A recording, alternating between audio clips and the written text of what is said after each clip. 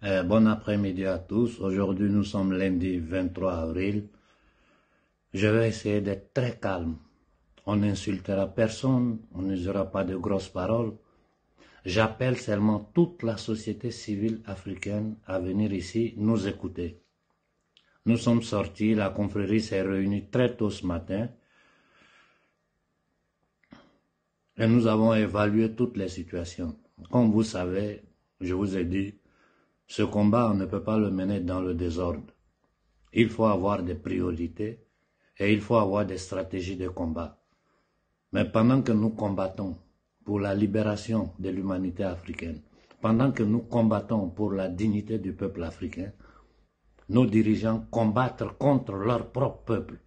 Nos dirigeants vendent le futur de la jeunesse africaine aux entités démoniaques qui gouvernent ce monde, c'est-à-dire les marchands de la monnaie, de la dette et de la mort. Quand nous voyons ce qui se passe au Congo, dans le silence total, je dis bien dans le silence total de tous les médias du système, ça je peux comprendre, mais même de tous les médias que nous appelons médias de la contre-information, que ce soit en Europe ou en Afrique, sur le génocide congolais, qui depuis 3 décennies a fait près de 18 millions de morts, et que nos frères sont au front en train de combattre du matin au soir pour tenter, avec toutes les difficultés, de maintenir l'intégrité territoriale du Congo.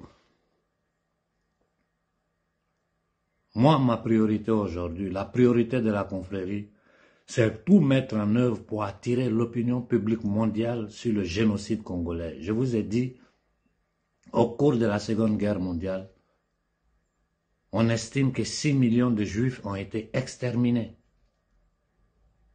de 41 à 45. De 94 à aujourd'hui, 18 millions de Congolais ont été exterminés. Et ce génocide, le génocide congolais a déclenché, ils ont fait déclencher les tueries au Rwanda, où il y a eu près d'1 million de morts, selon les estimations, pour déclencher le chaos au Congo. 1 million de morts au Rwanda, provoqués, je ne vais pas rentrer dans tous les détails, on fera une vidéo spéciale, pourquoi ils ont abattu l'avion du président, comment tout s'est déclenché, comment ils ont fait depuis cette époque jusqu'à aujourd'hui à tenir un agent de la CIA sur le Rwanda, un petit pays, c'est-à-dire un bout de terre qui ne fait même pas une province du Congo, avec lequel l'Union européenne signe des contrats pour exploiter les ressources du Congo. Depuis Kabila jusqu'à aujourd'hui, la classe dirigeante congolaise est totalement pourrie. Il travaille contre les intérêts du peuple congolais. Et je ne sais pas pourquoi les Congolais n'arrivent pas à s'élever. Mais à la fin de cette petite vidéo, je vous ferai écouter une intervention du frère Pascal qui est au front, qui guide nos troupes pour défendre l'intégrité territoriale du Congo. Nous allons revenir sur le Mali. Je ne vais pas beaucoup parler. J'appelle tous les vidéomans activistes maliens. Venez nous écouter. J'appelle tous les imams du Mali. J'appelle toutes les forces sociales, politiques, civiques du Mali. Venez nous écouter.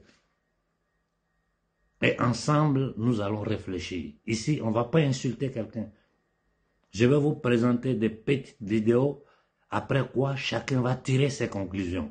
Le frère Benzin a déjà réagi et je sais que nos frères vont réagir parce que nous ne pouvons plus permettre que le destin des nouvelles générations africaines soit vendu par une classe politique. Écoutez 2 minutes cette petite intervention du téléjournal malien. C'est une situation que nous suivons depuis longtemps et on a attendu le bon moment parce qu'il ne faut pas vendre la peau de l'ours avant de l'avoir tué. On attendait pour avoir les preuves de ce que le gouvernement malien est en train de faire contre le peuple malien avant de nous lever et demander à tout le Mali de se lever pour arrêter ce gouvernement. Écoutons d'abord ici. Les assemblées de printemps des institutions de Bretton Woods sont une excellente occasion pour les représentants des États de faire non seulement le bilan, mais aussi de plaider à prioriser des aspects de développement au niveau national. Il est ainsi important pour chacun d'eux d'y participer. Le ministre de l'économie et des finances nous donne les détails au micro de Aïssata Ibrahim Maïga. Si nous prenons le cas de la Banque mondiale, c'est le premier partenaire multilatéral du Mali qui a financé au Mali plus de 1500 milliards de francs CFA de projets. Certains sont finis, d'autres sont en cours de réalisation, d'autres sont en cours d'opérationnalisation. Donc il s'agissait pour nous de venir voir le groupe de la Banque mondiale, de voir quels sont les projets qui sont en cours. Est-ce qu'il y a des difficultés de mise en œuvre? Est-ce qu'il y a des difficultés dans l'approche que nous avons? Est-ce qu'il faut améliorer des choses? Est-ce qu'il faut avancer sur certains points? Quels sont les défis actuels? Quels sont les changements? Cette mission, en termes de résultats, nous a permis non seulement d'accorder nos violons avec la Banque mondiale sur plusieurs sujets, notamment le projet de construction des écoles dans le cadre du projet MICRA. Ils ont décidé d'allouer des fonds supplémentaires pour la construction de ces écoles. Dans le cadre également de l'amélioration de la fourniture d'énergie, ils sont également d'accord pour mettre à disposition du Mali 60 millions de dollars immédiatement pour permettre à la société EDM de faire face aux achats de carburant ou aux achats d'énergie à partir des pays de l'organisation de la mise en valeur du fleuve Sénégal, mais également de nous accompagner dans le cadre d'autres projets sur la réalisation d'infrastructures photovoltaïques pour changer un peu le mix énergétique. Avec le fonds, nous avons décidé de la mise en place d'une facilité rapide de crédit qui va s'évaluer autour de 90 millions à 100 millions de dollars et qui va permettre à l'État du Mali de faire face aux dépenses nécessaires pour le retour de l'État dans le centre et dans le nord à travers la reconstruction des écoles, la reconstruction des centres de santé, à travers également l'approvisionnement en kits alimentaires et en kits d'urgence pour les familles au retour. Vous avez tous écouté ça. Il est en train de nous parler de la Banque mondiale, du Fonds monétaire international. Je vais vous faire écouter une petite vidéo, 2 autres minutes avant de poursuivre.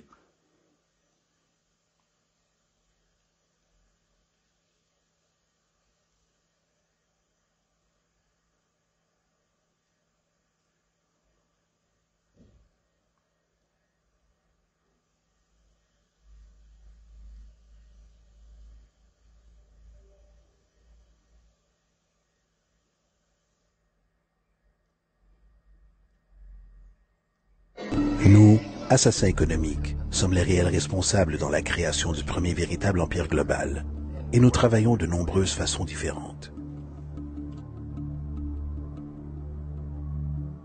Mais peut-être que la façon la plus commune est que nous identifions un pays détenant des ressources, comme le pétrole. Alors nous arrangeons un énorme prêt pour ce pays auprès de la Banque mondiale ou l'une de ses organisations sœurs.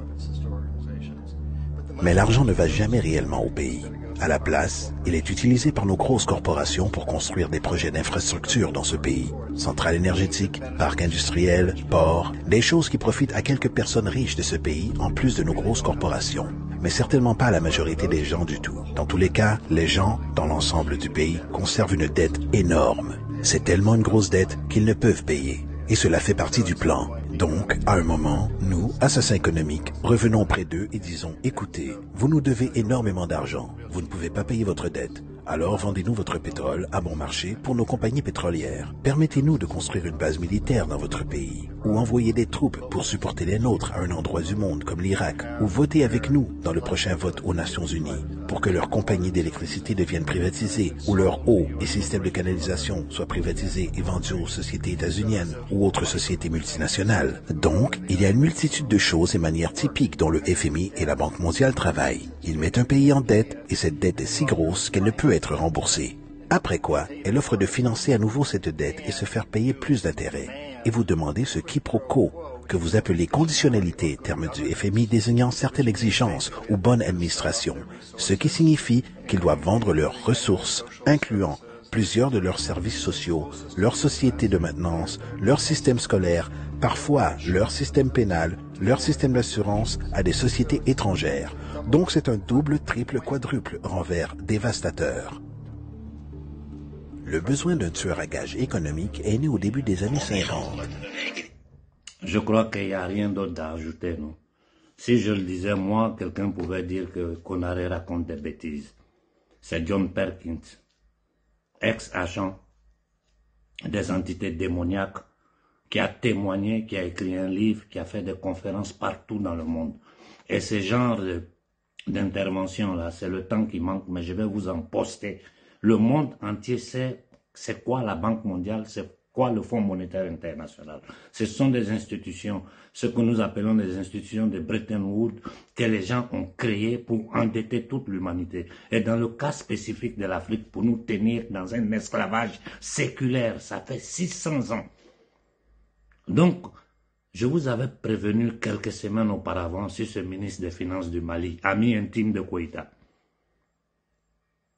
Après 75 ans que nous sommes derrière la Banque mondiale, le Fonds monétaire international, aujourd'hui, la dette du Mali est près de 7 milliards de dollars. On ne peut même pas payer les intérêts sur cette dette-là pour dire qu'on va payer la dette. Depuis que ce gouvernement est arrivé au pouvoir au Mali, je dis, je n'insulte personne. J'ai dit aux Maliens de réfléchir. Ça fait près de 400 millions de dollars qu'ils ont pris avec la Banque mondiale, le Fonds monétaire international. Ça sert à quoi? Quand le Mali n'a pas besoin de ça. Depuis des semaines, j'ai commencé à m'intéresser à la monnaie. J'ai commencé à donner des solutions aux problèmes du Mali qui sont les problèmes de toute l'Afrique. Des gens comme ça, vous pensez qu'ils sont prêts à sortir du CFA? Koïta a suspendu tous les mouvements politiques au Mali. Et nous l'avons supporté dedans parce que nous disons que ces mouvements politiques, ces politiciens travaillent pour la France-Afrique. Quand on dit la France-Afrique, on parle de ceux qui gouvernent la France, qui sont derrière le franc CFA, qui sont derrière l'appauvrissement de l'Afrique.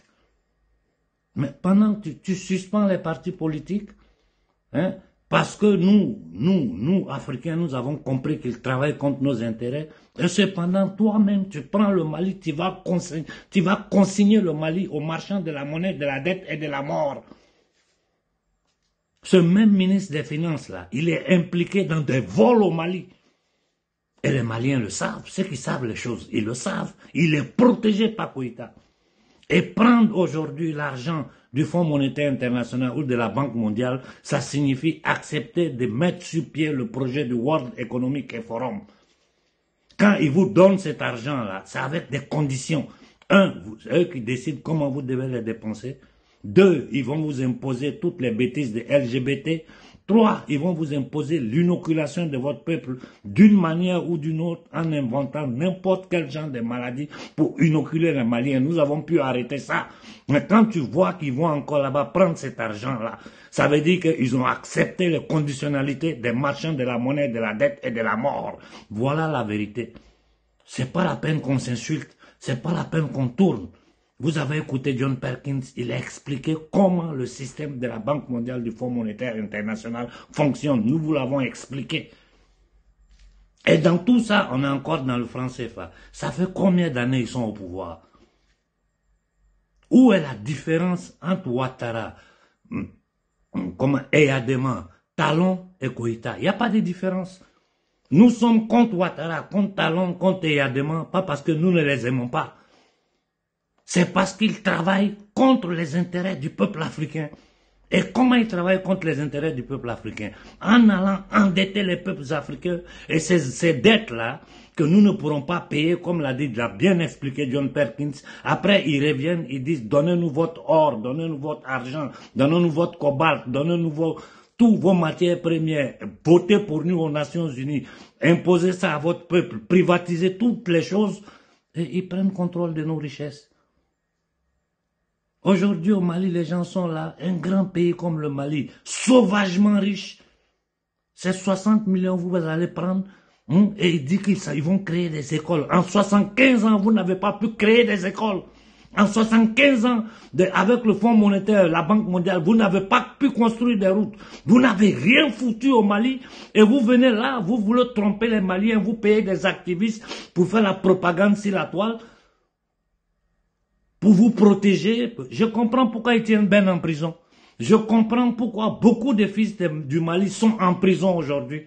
Parce que c'est une dictature militaire des voyous qui sont en train de s'installer sur le Mali. prendre le destin du peuple malien, aller mettre ça aux mains des marchands de la monnaie, de la dette et de la mort, et vous arrêtez là, avoir le courage de dire que vous allez prendre 60 millions des miettes pour construire des écoles, pour envoyer l'eau. Mais ils se foutent de nous, quoi. Ils se foutent de nous, c'est-à-dire, je suis dépassé quand je vois certaines choses. Koïta est une honte, et ça va pas me surprendre si demain on attend qu'au Niger, ils sont allés au Fonds monétaire. Ça va pas me surprendre si on attend qu'au Burkina, ils sont allés au Fonds monétaire. Moi, je vous avertis. J'avertis mon peuple de ce que ces dirigeants sont capables de faire. Donc, il faut arrêter d'insulter Ouattara, d'insulter Talon, d'insulter Eyadema, parce qu'il n'y a aucune différence entre Assini, Talon, Eyadema et Ouattara. C'est la même chose. Et la chose la plus paradoxale dans ça, où je dis que ces gens-là sont des malades mentaux, des schizophrènes, nous combattons contre le terrorisme. Ça fait combien de décennies l'Afrique est sous attaque des terroristes, des djihadistes. Le monde entier sait que ces djihadistes, ces terroristes sont l'émanation de la CIA, de l'MI6, des services secrets occidentaux, la DGS française. Pour semer le chaos en Afrique, pour balkaniser le Mali, pour détruire nos populations. C'est-à-dire, ceux qui nous mettent le terrorisme sur notre terre, qui tuent nos populations, vous partez là-bas pour dire que vous allez collaborer avec eux, ils vont nous aider. Mais où est la logique dedans? Vous-même, sans s'énerver, réfléchissons, où est la logique? Le monde entier sait aujourd'hui que le terrorisme est créé par la CIA, c'est-à-dire les services secrets américains, anglais, français, pour diviser l'Afrique, pour la détruire, pour nous mettre dans le chaos. Vous prenez l'argent du peuple malien pour acheter des armes, pour dire que vous combattez contre les terroristes. Dans le même temps, vous tournez derrière, vous allez prendre l'argent avec ceux qui ont créé le terrorisme contre les peuples africains, et vous vous arrêtez à la télévision, vous voulez nous raconter des bêtises. Ayez un peu de dignité. Tout le clientélisme qui se passe au Mali, les vols, les trucs, on est au courant, on ne dit rien. Mais là, c'est trop. Là, c'est vendre le Mali. Ça fait combien de semaines quand je suis sorti pour vous avertir sur ce ministre des Finances? Ça fait combien de temps? Koïta a trahi le peuple malien. Il faut que tous les Maliens prennent conscience que ce gouvernement-là, ou il tombe, ou bien ce n'est pas la peine. Vous ne pouvez pas laisser Koïta au pouvoir avec son voyou de ministre des Finances, aller prendre des miettes avec ces gens-là, des miettes. On a près de 400 millions. Si on essaie de faire le compte, tout l'argent qu'ils ont pris avec ces gens-là jusqu'à présent, avec les intérêts là-dessus. Déjà, le Mali est endetté à près de 7 milliards de dollars. Après 75 ans, vous n'avez pas été capable de donner l'eau potable aux Maliens. Jusqu'à nous, on est en train de s'organiser pour essayer d'envoyer un peu d'eau dans les villages, pour soulager nos paysans, pour soulager nos populations rurales. Vous partez ramasser des bêtises tous les jours que Dieu fait. Vous n'êtes pas capable de créer une infrastructure pour donner le courant au Mali. Mais comment le Mali est rempli d'or, de diamants, de gaz naturel, de pétrole. On peut battre notre monnaie, baser notre économie sur nos richesses naturelles, sur nos ressources naturelles. Non, ces vauriens-là vont prendre des miettes avec la Banque mondiale, le Fonds monétaire international, qui sont des organisations criminelles. Et ils viennent s'arrêter devant vous au Mali pour dire non, on va faire école. En près d'un siècle, vous n'avez pas été capable de construire une école, une route, donner à manger aux Maliens. Comment nous allons faire pour nous attaquer aux autres nègres des salons en Afrique? On ne peut pas. Parce qu'il n'y a aucune différence entre ce que le gouvernement malien est en train de faire et ce que les dirigeants ont toujours fait en Afrique. Brader le futur de nos enfants, brader les richesses de l'Afrique, humilier l'homme noir. Si vous allez sur mon canal Telegram, vous allez voir un vocal que j'ai partagé, où un jeune m'a dit, c'est à cause de toi que je n'ai pas pris les bateaux. Sinon, je n'en peux plus. J'étais prêt à prendre les bateaux. Pendant ce temps, le gouvernement malien, ils sont en train de voler au Mali. Et ne soyez pas surpris si demain vous entendez que le Niger allait prendre. Hein. Ne soyez pas surpris si vous entendez que le Burkina allait prendre. Regarde aujourd'hui la Côte d'Ivoire à la corde au cou. Les dettes que Ouattara a mis sur les Ivoiriens. Pendant des générations, nous ne pourrons pas payer un, pas parce que nous n'avons pas les moyens de les payer. C'est parce que la dette est structurée de telle façon que personne ne puisse le payer.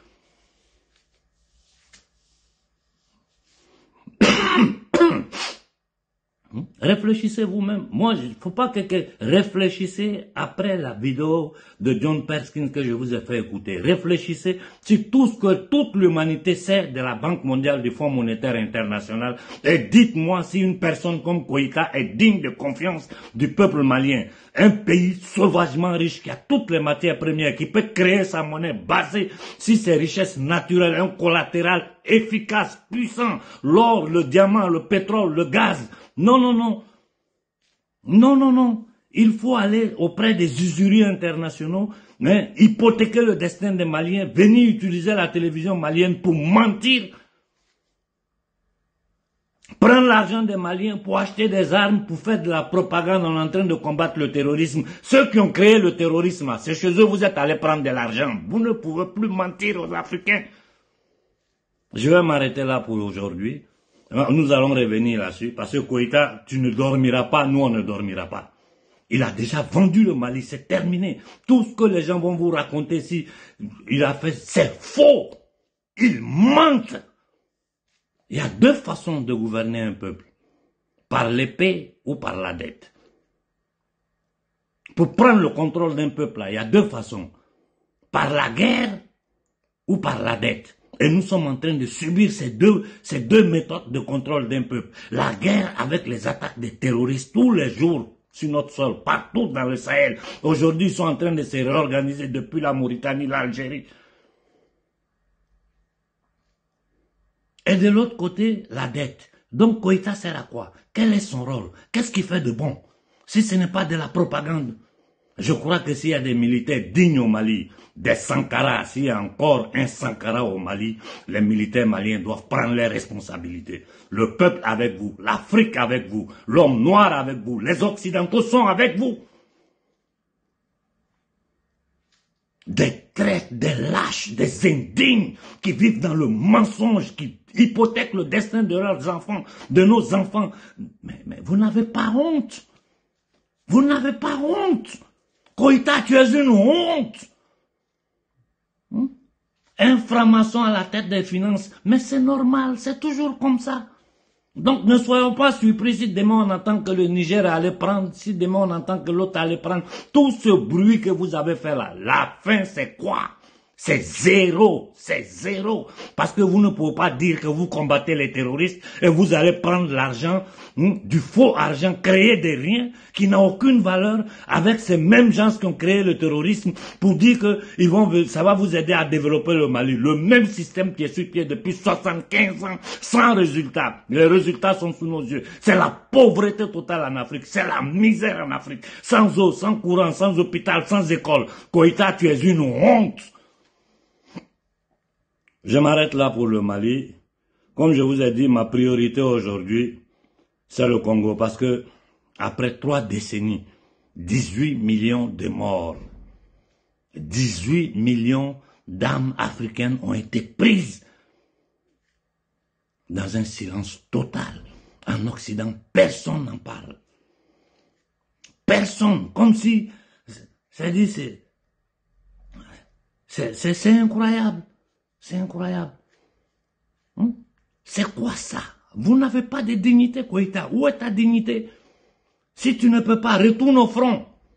Il y a des gens au Mali qui sont capables d'affronter ces gens-là. Il y a des gens au Mali qui sont prêts à affronter les entités démoniaques, les marchands de la monnaie, de la dette et de la mort. Parce que tant que nous serons avec ces gens-là, nous allons rester en esclavage. Tout le monde le sait. Tu demandes à n'importe quel occidental, à n'importe quel asiatique, à n'importe quel être humain sur cette planète-là, il te dira ce qu'on est en train de dire. C'est la vérité. Nous avons les documents, les preuves, tout. Traîtres, vous êtes des lâches, des traîtres et des vauriens, des indignes. Vous êtes en train de voler le Mali. Koïta, tu es un indigne. Voilà pourquoi tu tiens les fils du Mali en prison. Voilà pourquoi vous ne voulez pas laisser Ben. La dernière fois quand nous sommes sortis, ils sont allés à la télévision nier, non, c'était des trucs, la Banque mondiale. Nous, on savait ce qui se préparait derrière, mais on n'est jamais pressé. Moi, je suis jamais pressé. Voilà les preuves devant toute l'Afrique. Allez prendre l'argent avec le Fonds monétaire, la Banque mondiale. Oh, bon Dieu. Oh. Les premiers ennemis de l'Afrique, c'est nous-mêmes. Ce sont les indignes que les Occidentaux mettent au pouvoir. Je vous dis, il n'y a aucune différence entre Ouattara, Talon, Eyadema et Koïta. Je vous le dis clairement, que ça vous plaise ou pas, ce n'est pas moi qui souffre, c'est vous qui êtes sans courant, c'est vous qui êtes sans rien. Les gens n'ont aucun projet, ils vous racontent des bêtises, de la propagande, ils payent des vidéomans pour les défendre sur la toile et ils vont à la Banque mondiale prendre le Fonds monétaire. Bon Dieu, mais qu'est-ce qui arrive à ces gens-là? Ils sont normaux, ils sont possédés par le diable, qu'est-ce qui leur arrive? Laissez les politiciens maliens parler. Parce que vous travaillez pour les mêmes patrons. Vous, Koïta, comme tous les partis politiques qu'il a suspendus, ils travaillent tous pour les mêmes patrons. Les preuves sont là. Sinon, ils n'iraient pas à la Banque mondiale. Sinon, nous avons tous les instruments pour nous sortir de cet état colonial esclavagiste.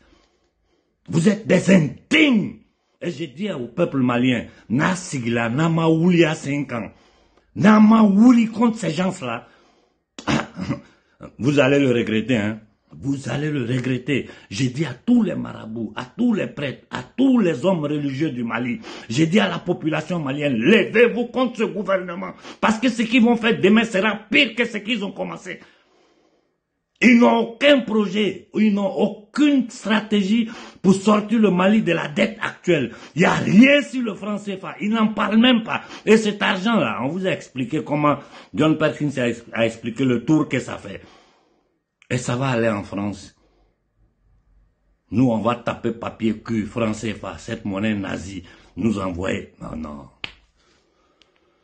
Ce sont des vauriens. Ce n'est rien d'autre, Koïta n'est rien d'autre qu'un vaurien, un escroc qui pense qu'avec la propagande, il peut tromper l'opinion publique africaine, l'opinion publique malienne. Personne parmi vous ne pourra mentir. Vous allez vous maintenir au pouvoir par la force, mais pas par la manipulation, parce que tout le monde sait la vérité.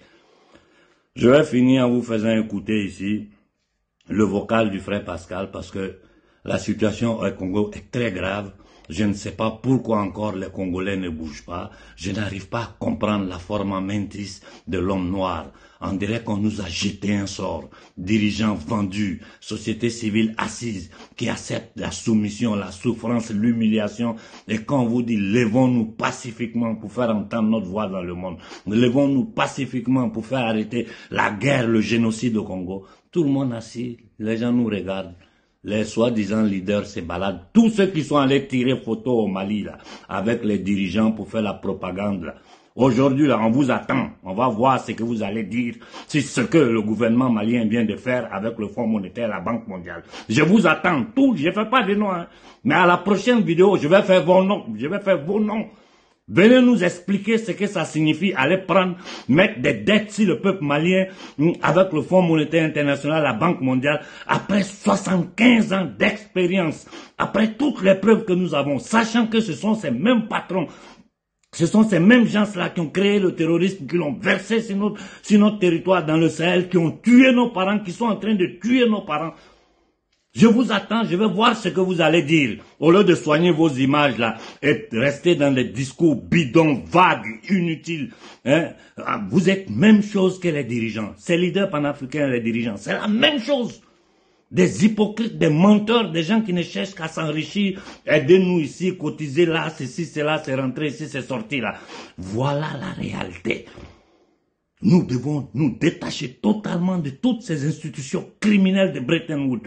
Mais Sankara nous a donné l'exemple. Voilà pourquoi ils l'ont tué. Voilà pourquoi ils ont tué Sankara. Voilà pourquoi ils ont tué Lumumba. Voilà pourquoi ils ont tué Sylvanus Olympio. Voilà pourquoi Gbagbo a été déporté à la Cour pénale. Donc le gouvernement malien, vous ne pouvez mentir à personne. Vous êtes des traîtres, des lâches, vous avez déjà trahi le Mali. Maintenant, la responsabilité reste aux mains du peuple malien. Si ça vous va de rester dans cette misère-là, écouter des menteurs, des escrocs et des voleurs, ça, c'est votre problème à vous. Nous, on vous a mis la vérité sous les yeux. Je crois qu'il est temps que tout le Mali se lève contre le gouvernement Koïta et imposer des directions. Si nécessaire, faire tomber ce gouvernement-là et faire venir des films dignes du Mali qui vont affronter le Fonds monétaire, la Banque mondiale et toutes ces institutions criminelles qui nous tiennent en esclavage depuis plus de 75 ans. Je vous salue ici en vous faisant écouter le vocal du frère Pascal qui... Le cas du Congo est désespérant, mais nous n'allons pas nous arrêter. Tant que cette guerre au Congo ne va pas s'arrêter, nous, on ne dormira pas. Bonjour, Monsieur Konaré. Je suis obligé de revenir vers vous, Monsieur Konaré, pour vous donner une brève perspective sociopolitique de la région et particulièrement du régime rwandais et de la situation des troubles de guerre imposés aux populations de l'Est du Congo. Monsieur Konaré, on observe une inconscience des dirigeants congolais et d'autre part la passivité de l'élite intellectuelle congolaise, lâche et hypocrite, face à une sorte d'ampleur du mal qui s'installe sur l'ensemble du territoire congolais. Concernant le régime actuel du Rwanda, comme vous le savez, Monsieur Konaré, depuis que Paul Kagame est arrivé à la tête de ce petit pays de 26 000 km², et donc depuis 1994, M. Paul Kagame a mis fin à l'existence de la société civile rwandaise. M. Paul Kagame a détruit l'existence de toutes les organisations de défense des droits humains capables d'affronter son maudit régime de Kigali. M. Paul Kagame a étouffé tous les partis politiques fiables à travers le Rwanda. Ainsi, le Rwanda est devenu une monarchie dirigée par un lion qui dévore tous les citoyens qui se trouvent à l'intérieur du territoire rwandais. Aucun intellectuel rwandais aujourd'hui qui peut avoir l'expression face à ce régime maudit de Kigali. Et maintenant, Paul Kagame a révisé la constitution rwandaise avant d'annoncer les prochaines élections de ce juillet mi-2024.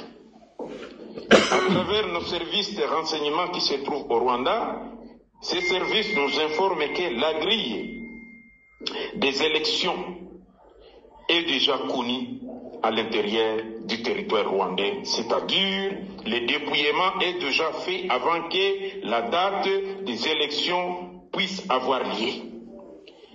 Et dans tout cela, il y a une orchestration et donc un concours de Washington, Londres, Paris et Berlin qui accompagnent leur agent Paul Kagame au service de la CIA pour une continuité de la guerre à l'est de la République démocratique du Congo, comme vous le savez, dans le Kivu, où les troupes rwandaises et ougandaises sont en train de décimer les autochtones et détruire complètement le Congo.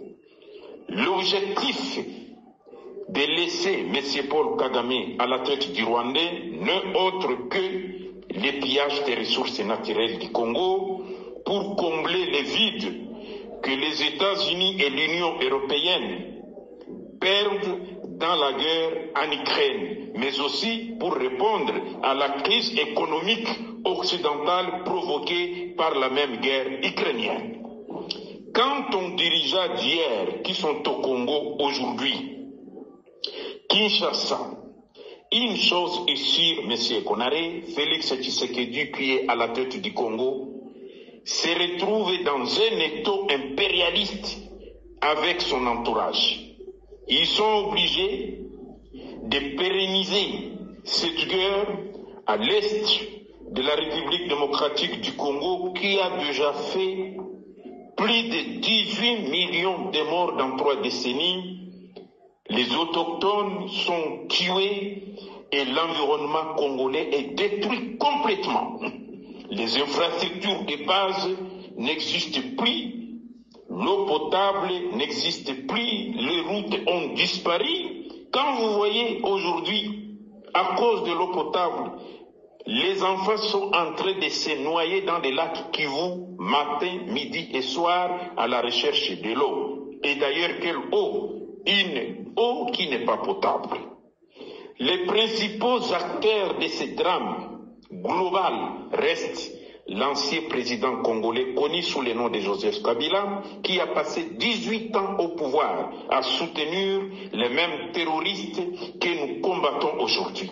Une organisation criminelle appelée M23, un mercenariat de l'élite anglo-saxon occidentale sous la direction de l'État criminel rwandais et ougandais, avec un consortium de vendus qui se trouvent dans le gouvernement congolais, dont la plupart d'eux sont les dirigeants des partis politiques congolais, partisans du régime de Kigali dans l'ombre.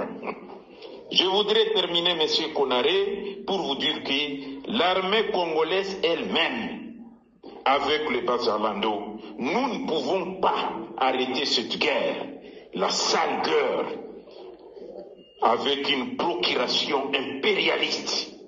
Nous exigeons que tous les peuples noirs conscients du continent africain viennent nous aider, nous viennent en aide.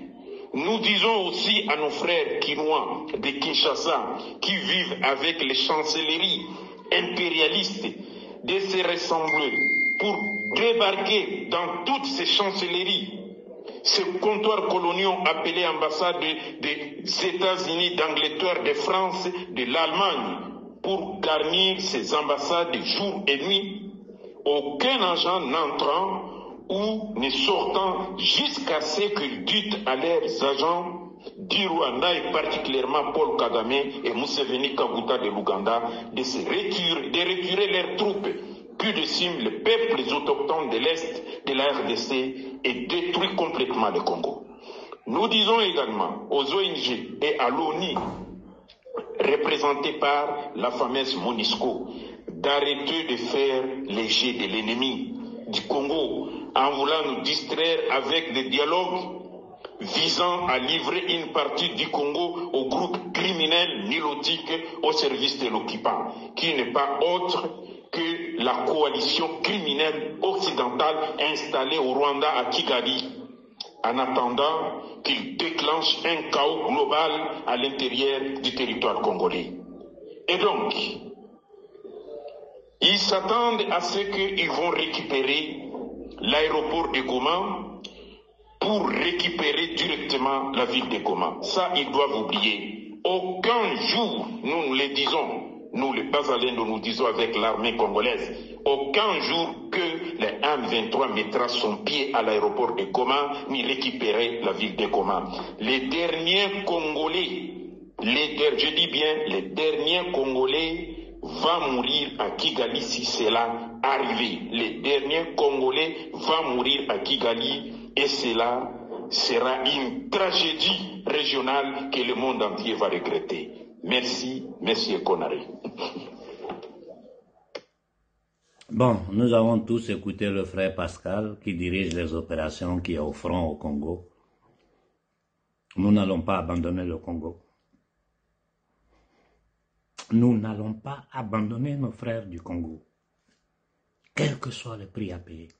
Je demande ici à la jeunesse panafricaine, à la jeunesse africaine consciente, de remplir tous les réseaux sociaux du génocide qui est en train de se passer au Congo, avec la complicité des Nations Unies, de toutes les institutions internationales, de l'Union européenne qui signe des contrats pour piller les richesses du Congo à travers le Rwanda. Et je dis aux Maliens, à Eouli, levez-vous contre ce gouvernement. Vous n'avez pas besoin de violence. Il faut que tout le Mali commence à pointer le doigt sur Assini pour dire que tu nous as trahis. Tu es en train de vendre le Mali. Et je demande à tous les peuples africains de tenir les yeux ouverts. Parce que si le Mali l'a fait, je ne serais pas surpris que demain le Niger, le Burkina ou quelqu'un d'autre le fasse. Quel courage nous pouvons avoir, nous, pour dire que nous allons nous attaquer à Ouattara, à Eyadema, à Talon, à Sassou, à Biya. Quel courage! Parce que vous travaillez tous pour le même patron. Vous n'êtes que des menteurs, des indignes qui n'ont aucune fierté pour la peau qu'ils ont. Des escrocs. Vous pensez que vos vidéomans peuvent vous sauver? Vos vidéomans ne peuvent pas donner à manger au Mali. Vos vidéomans ne peuvent pas envoyer le courant au Mali. Et la route à prendre pour donner l'électricité à tout le Mali, tout le monde sait ce qu'il faut faire. Ce n'est pas les petites dettes que nous ne pourrons pas payer qui vont nous tenir la chaîne au cou. Je vais vous faire écouter une dernière fois avant de finir. Comme ça, au moins, les gens vont se rendre compte de quoi nous parlons. Ce qui est vraiment en train de se passer au Mali. Parce que c'est choquant. Nous, assassins économiques, sommes les réels responsables dans la création du premier véritable empire global. Et nous travaillons de nombreuses façons différentes. Mais peut-être que la façon la plus commune est que nous identifions un pays détenant des ressources, comme le pétrole. Alors nous arrangeons un énorme prêt pour ce pays auprès de la Banque mondiale ou l'une de ses organisations sœurs. Mais l'argent ne va jamais réellement au pays. À la place, il est utilisé par nos grosses corporations pour construire des projets d'infrastructure dans ce pays. Centrales énergétiques, parcs industriels, ports, des choses qui profitent à quelques personnes riches de ce pays en plus de nos grosses corporations. Mais certainement pas à la majorité des gens du tout. Dans tous les cas, les gens, dans l'ensemble du pays, conservent une dette énorme. C'est tellement une grosse dette qu'ils ne peuvent payer. Et cela fait partie du plan. Donc, à un moment, nous, assassins économiques, revenons auprès d'eux et disons, écoutez, vous nous devez énormément d'argent, vous ne pouvez pas payer votre dette, alors vendez-nous votre pétrole à bon marché pour nos compagnies pétrolières. Permettez-nous de construire une base militaire dans votre pays, ou envoyer des troupes pour supporter les nôtres à un endroit du monde comme l'Irak, ou votez avec nous dans le prochain vote aux Nations Unies, pour que leurs compagnies d'électricité deviennent privatisées, ou leur eau et systèmes de canalisation soient privatisés et vendus aux sociétés états-uniennes ou autres sociétés multinationales.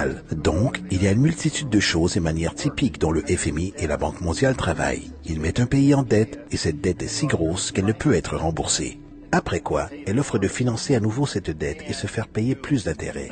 Et vous demandez ce quiproquo, que vous appelez conditionnalité, terme du FMI désignant certaines exigences ou bonne administration, ce qui signifie qu'ils doivent vendre leurs ressources, incluant plusieurs de leurs services sociaux, leurs sociétés de maintenance, leur système scolaire, parfois leur système pénal, leur système d'assurance à des sociétés étrangères.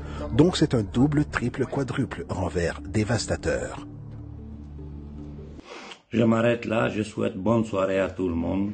Je crois que vous avez compris l'essentiel. Koïta, sache que nous n'allons pas te permettre de vendre le Mali. Toi et le voleur qui est au ministère des Finances au Mali. J'ai dit à nos frères congolais, levez-vous, encerclez ces ambassades-là, de France, d'Angleterre et des États-Unis. Il faut vivre là devant, tant que la guerre ne s'arrête pas au Congo. J'ai dit à la jeunesse panafricaine qui sont sur les réseaux sociaux, il faut inonder les réseaux sociaux de tous les posts que je suis en train de faire depuis hier sur toutes mes pages, WhatsApp, Telegram, Facebook. Il faut attirer l'attention de l'opinion publique mondiale sur le génocide congolais. Comme je vous ai dit hier, le génocide, la Shoah des Hébreux en Occident ici, pendant la Seconde Guerre mondiale, on estime à 6 millions d'Hébreux qui ont été trucidés ici en Occident. Ce qui se passe au Congo, c'est 3 Shoah, 18 millions de Noirs tués. Il est temps que nous faisons arrêter ça. Nous avons la possibilité de le faire. Il faut coordonner nos actions et à savoir quelle direction prendre. J'ai dit à tous les activistes qui sont allés supporter le gouvernement Koïta au Mali, nous attendons une déclaration de votre part. Voilà, bonne soirée à tout le monde et merci pour l'écoute.